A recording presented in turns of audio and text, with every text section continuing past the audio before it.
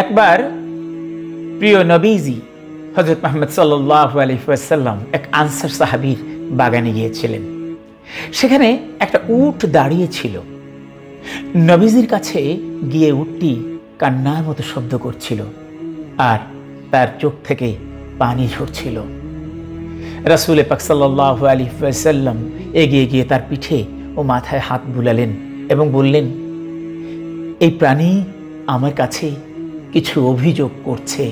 সে অভিযোগ করছে যে এর মালিক তাকে না খাইয়ে কষ্ট দেয়, অতিরিক্ত কাজ করায়। তারপর নবীজি তার মালিককে বললেন যে আল্লাহ তোমার এই উটের ব্যাপারে তোমার কাছে জবাবদিহি চাইবেন। আল্লাহর সৃষ্টির প্রতি দয়া করো। আমাদের প্রিয় নবী হুজুর আকরাম সাল্লাল্লাহু আলাইহি ওয়াসাল্লাম এমন নবী যিনি শুধু মানুষের প্রতি না, অন্যান্য সকল প্রাণীদের প্রতিও দয়া প্রদর্শন করার জন্য এসেছেন।